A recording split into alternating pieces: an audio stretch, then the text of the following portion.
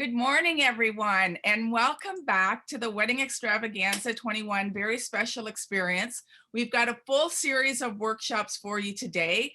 We think a lot of the topics we are covering are probably things you're still wondering about and still trying to plan, and topics that we didn't cover in our first series of workshops in January. So for those of you who are joining us for the first time, welcome.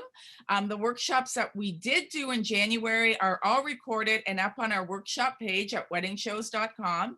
And for those of you that are joining again, thanks for coming back. We're glad you're looking forward to learning more today.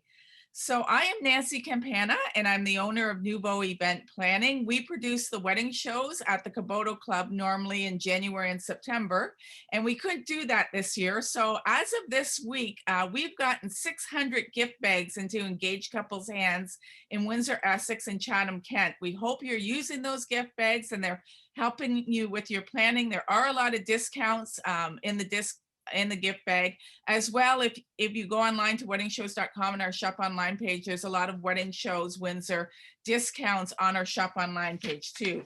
I'd like to thank Sweet Revenge Bake Shop as well as Anything and Everything who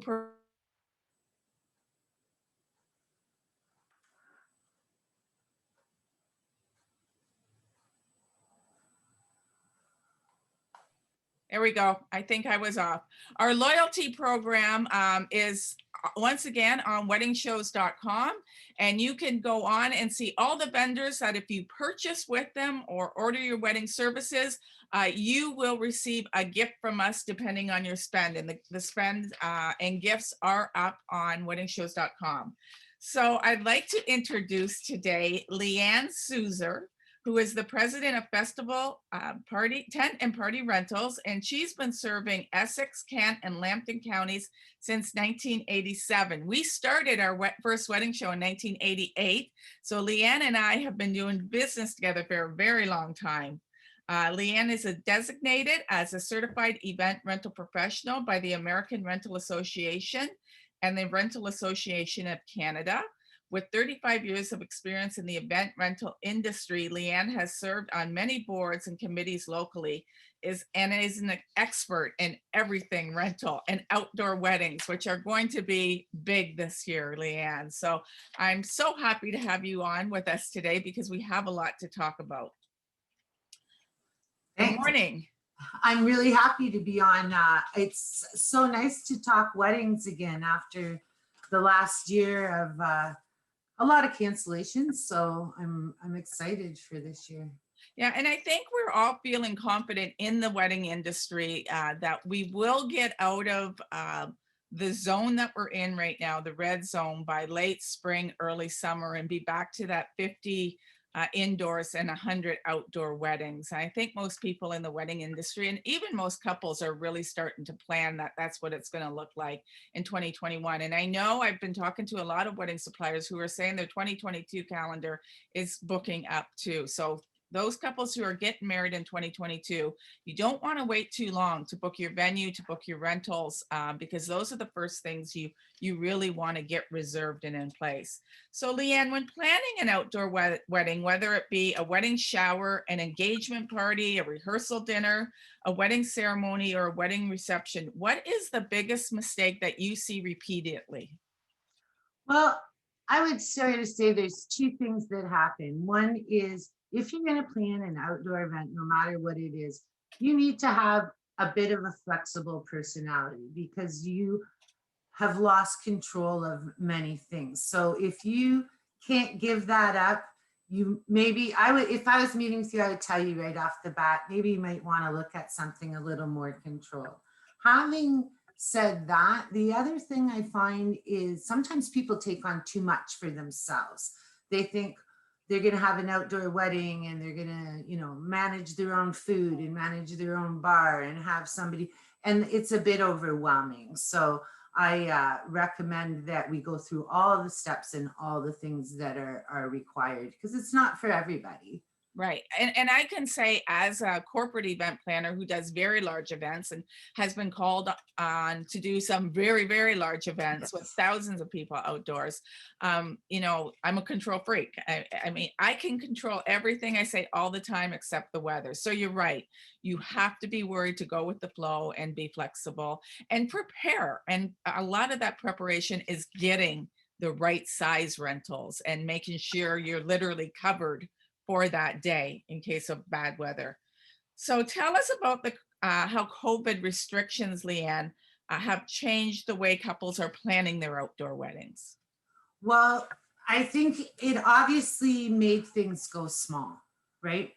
Um, People are planning, what I see is they're planning in within the guidelines. So that 50 to 100 person range is extremely popular, but it makes for a much more uh, intimate reception, intimate ceremony. The brides and grooms seem to be making it their own. Definitely, there might be a small celebration, but it's very personal. So, you know, we're seeing a lot of personal touches and sentimental things, like we want to be in this part of the garden where, you know, my mom did this and I really see that home pull into it. A lot of nice flowers, like people are spending in other areas. So if they had a wedding budget planning on a 200 guests and now they're down to 75, they can splurge on a few things, right? So that's kind of nice. And I think the one thing we have to, you know, emphasize right now is it doesn't matter what zone we're in, right through the green zone, it's 50 and 100. And so basically, I think we have to be out and over this pretty well with, you know, few hospitalizations before we get out of that green zone. So I think for that reason, most people are planning for that 50 and 100 wedding this year. How should you plan for the size of the tent that you need for your wedding day based on what you want, you know, the activities you want within that tent, as well as the guests you're going to have? Well, that I think I always like to start with the vision. I like to talk to couples and just sort of get a feel for what they're visioning their day to be. You don't necessarily have to do everything under a tent. You don't necessarily have to do it under one tent. You can. Things right now need to be a little more spread out. So I'm working with more square footage per person when I'm formulating space, just because we're not going to be, we prefer not to be sitting packed in. There's also a lot of non-traditional things going on right now, like cocktail receptions and, you know, different areas where ceremonies here, and then we have champagne, and then we have hors d'oeuvres, there's some music. Often there's not even a sit down meal. So depending on what you're doing, there's a lot of options that this sort of outdoor wedding can give you flexibility. Also to use things that are on your property. Maybe you have a garage, a barn, a pergola that you want to incorporate, right? So we'll pull all that together. Are there any bylaws or municipal guidelines and rules that should be kept in mind when putting a tent up on properties, Lea-Ann? Yes, definitely. That they got a lot more stringent recently. All the municipalities have building permit requirements that would range from $100 to $215 right off the bat. We would take care of that for you, but that is an expense that you know, we would inform you of ahead of time so you can plan in your budget. I don't see a lot of people going to really big tents this year, but if we do that now, we have to hire an engineer to review the installation, which is usually between $650 and $750.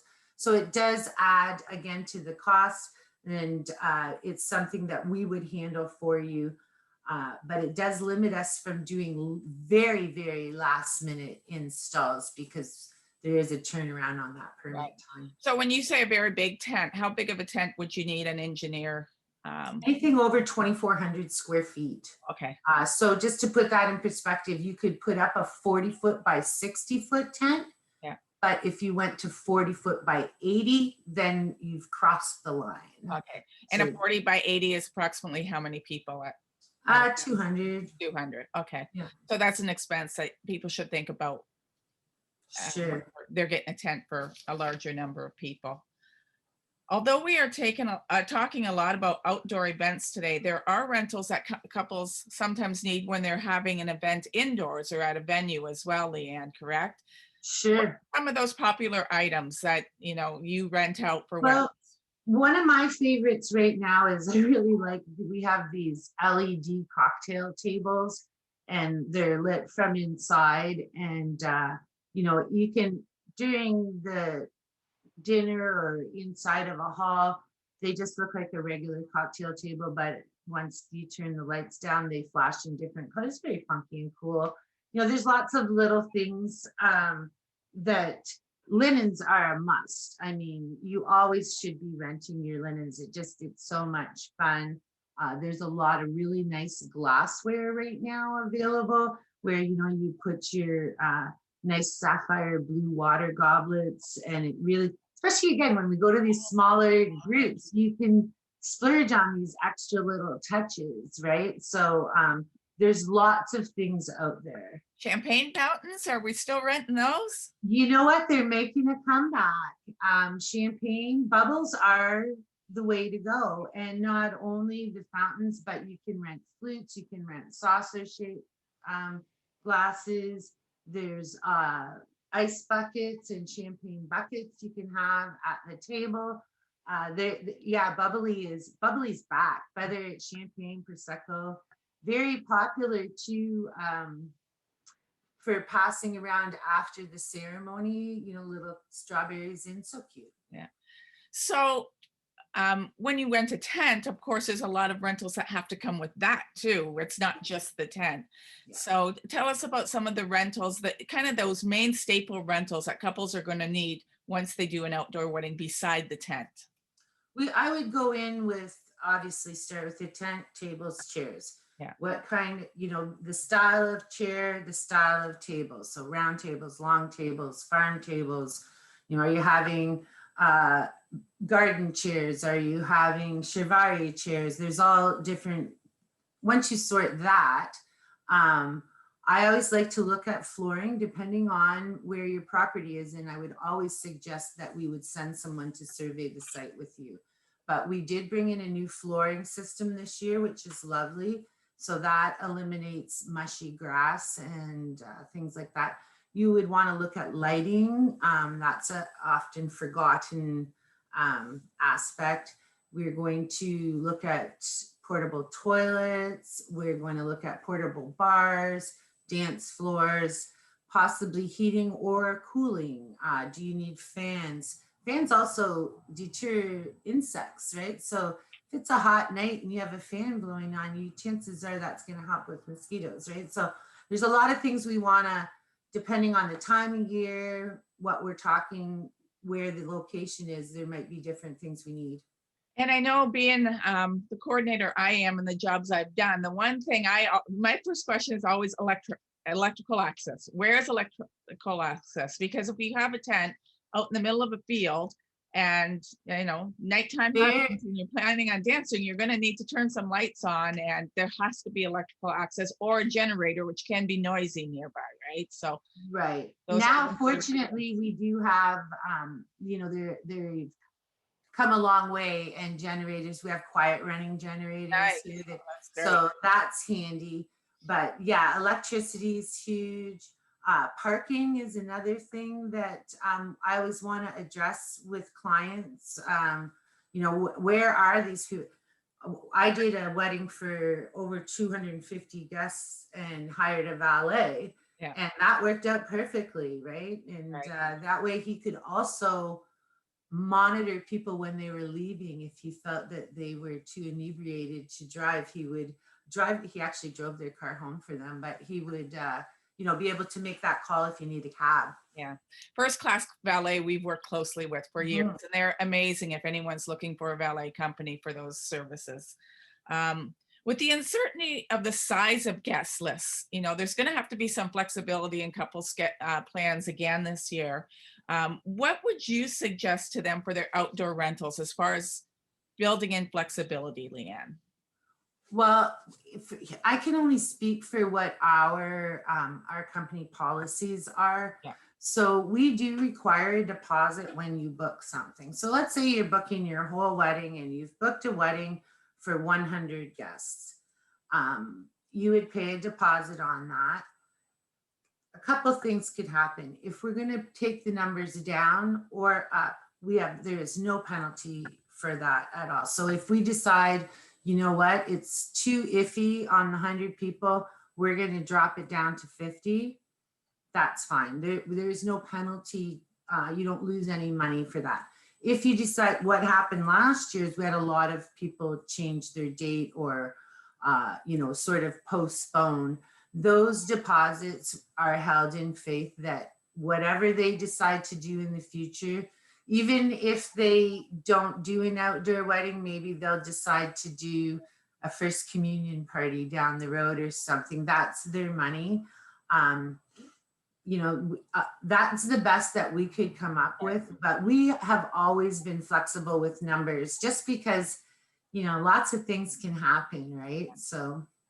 Okay, that's perfect. And something I want to emphasize with couples is know the policy. Talk about that. It's more important than ever in the next coming years to know what you're signing on to. Most wedding companies will want a deposit because they have to lock in that date. They can only take so many weddings on a given weekend. They only have so much inventory or people power.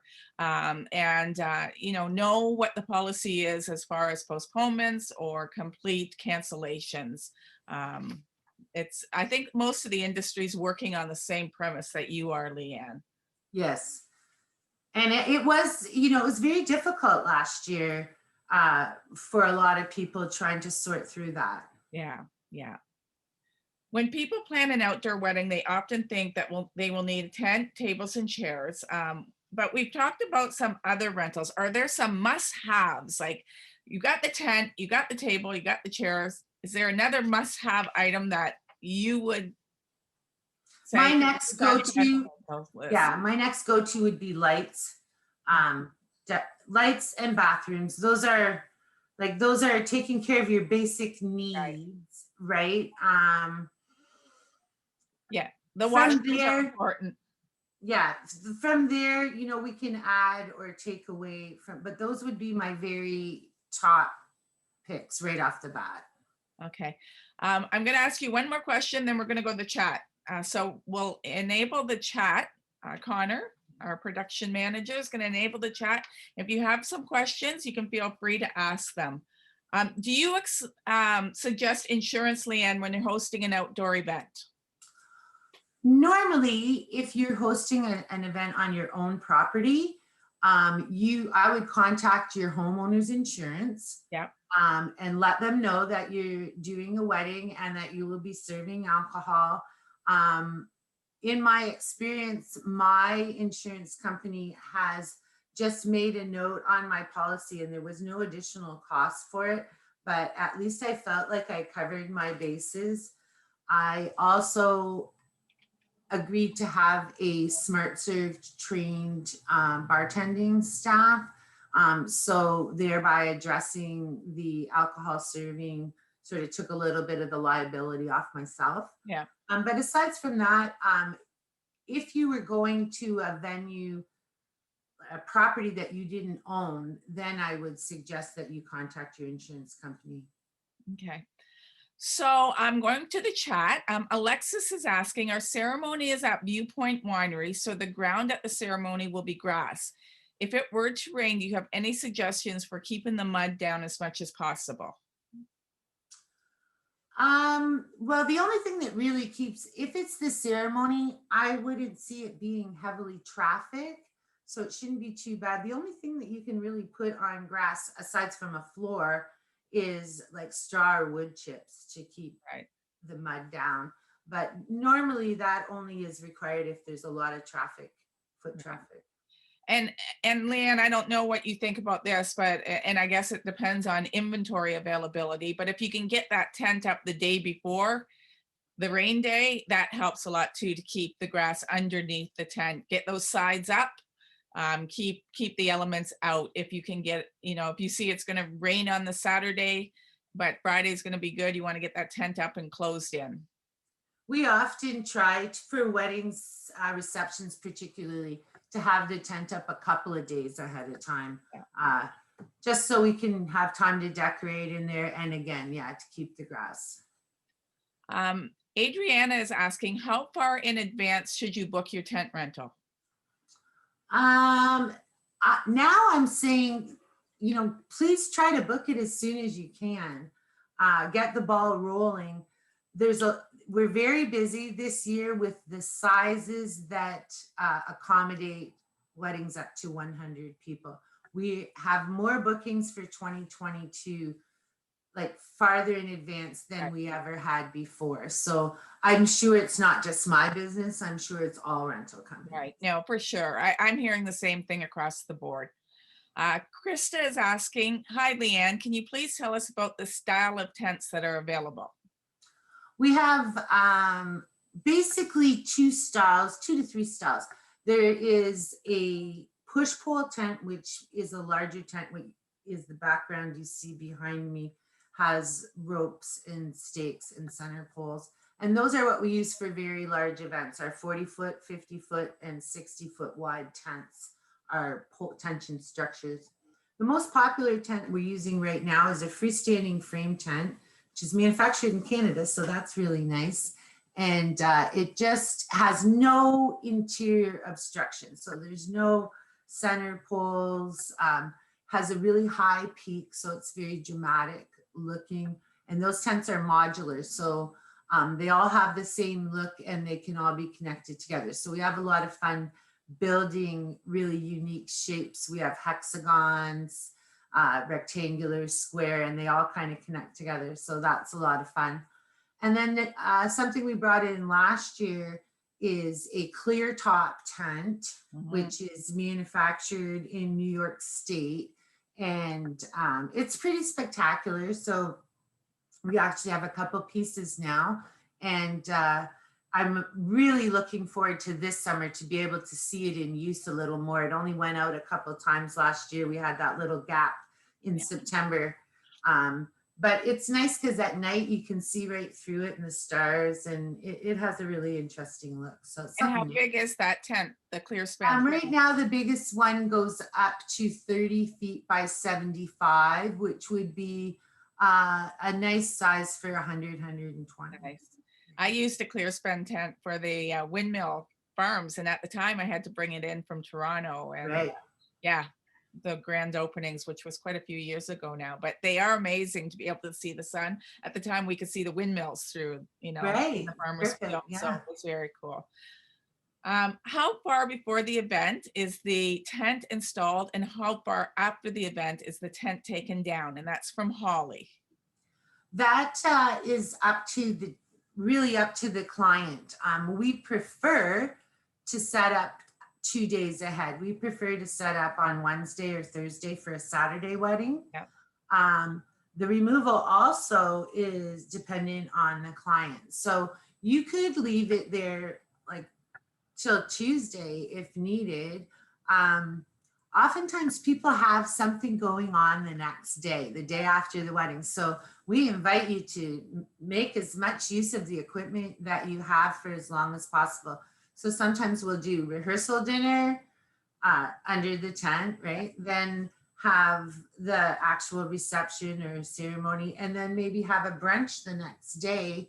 And, everyone comes over and they open gifts and stuff. So another thing that I'd like to plant a seed in couples' minds that we're hearing is popular is a lot of couples are doing, let's say, 100 outdoors for a lunch if they were going to have 200 people. So 100 outdoors for lunch, and then they'll have a dinner reception with another 100 people. So something to keep in mind to spread the use of that tent out, as well as, be able to accommodate more guests once you can.